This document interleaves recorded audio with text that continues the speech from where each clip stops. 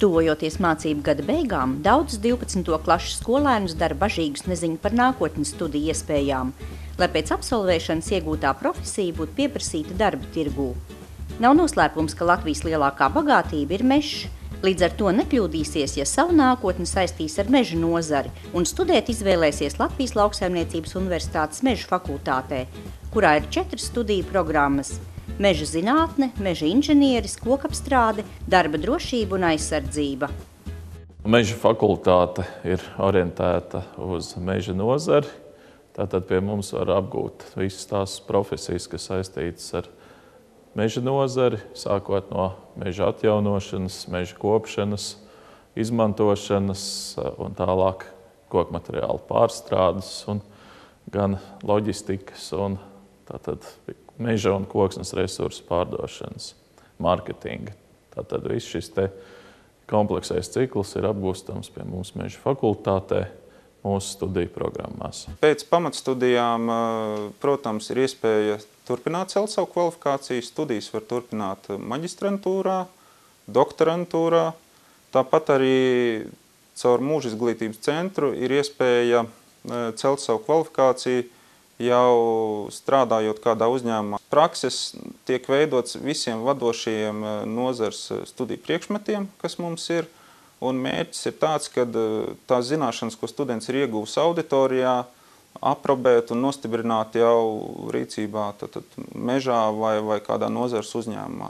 Mūsu fakultātē ir izdevies attīstīt sadarbību ar ārzemju augstskolām. Un tādā veidā ir radusies iespēja studentiem braukt vienu semestri, varbūt pat vairāk, studēt ārzemēs. Šī iespēja pastāv gan pamatstudiju studentiem, gan maģistratūras studentiem. Universitātē bija 4 gadi. 4 gadi ar ļoti daudz iespējām studentiem, kuras es arī izmantoju. Es esmu studējis Vācijā 2 reizes, es esmu studējis Zviedrijā 2 reizes arī. Tā ir vienreizēja iespēja. Ja tev par to nav jāmaksā, tev vēl maksā par to stipendiju Zviedru puse, atliek tikai pieteikties, nolikt eksāmenu un aizbraukt. Beidzot vidusskolu arī Andrim un Oskaram studiju izvēle nebija viegla. Šobrīd, kad Latvijas Lauksaimniecības Universitātes meža fakultātes ietvaros ir pavadīti vairāk studiju gadi, jaunieši pauž gandarījumu par savu izvēli un dalās savā pieredzē. Iepriekš mācījos ķīmiķos, kur arī kā solīja darba vietas, pēc tam, kad sāku mācīties, secināju, tas ir tā, laboratorijā par laboratorijas žurku. Tad es sapratu, ka es vēlos darīt kaut ko praktiskāku darbu. Tieši, un tad es izvēlējos kokapstrādi. Studiju gaitā es esmu ticis līdz 4. kursam, un esmu ļoti apmierināts, un ceru arī, ka būs, darba iespējas būs pēc tam. Meža fakultātes studenti savu studiju ikdienu pavada ciešā saskarsmē ar darba devējiem. Katrā no studiju kursiem ir iespēja savas teorētiskās zināšanas pielietot praksē. Mums ir sadarbība ar Ogres tehnikumu arī, mums jābrauc praksēs un mēs arī pie šī paša manipulātora nonāksim. Tā ir tā viena sadarbība. Otra ir tāda, ka mums ir visu laiku vieslekcijas, teiksim, no Latvijas valsts mežiem, un viņi stāsta, kas viņiem ir nepieciešams, uz ko vairāk vajadzētu spiest tādā, tā kā akadēmiskā ziņā, ko vajadzētu mācīties, kādus darbiniekus viņiem vajag. Un tad mēs jau arī saprotam, kas ir vērtīgāks, ko mums vairāk vajag mācīties. Mūsu fakultātē šī izglītība, ko viņi sniedz, iespējas tālāk strādāt meža nozarē ir neierobežots. Beidzējs var veidot savu uzņēmumu, vai viņš var iet valsts pārvaldē, veidot likumdošanu vai strādāt kādā no uzņēmumiem. Tas jau ir viņa, cik liela sapņa jaunietim ir, ko to viņš var sasniegt.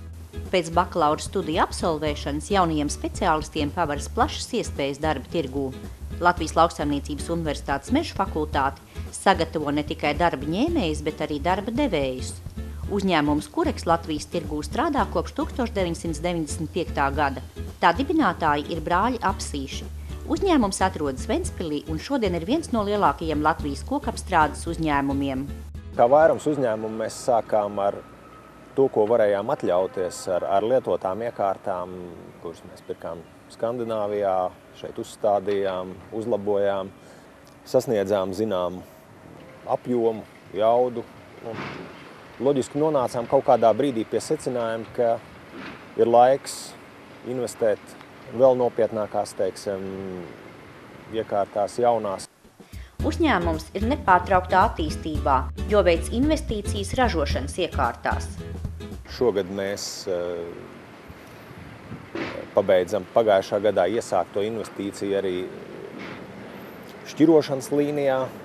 Paralēli veicam arī vēl mazāk apjoma investīcijas tādās kā siltuma rekuperācija, žāvēšanas kamerām.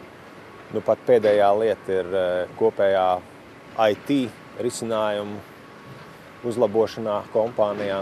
Viena no nozīmīgākajām pēdējā laika investīcijām ir īstenot zāģmateriālu ražošanas līnijā.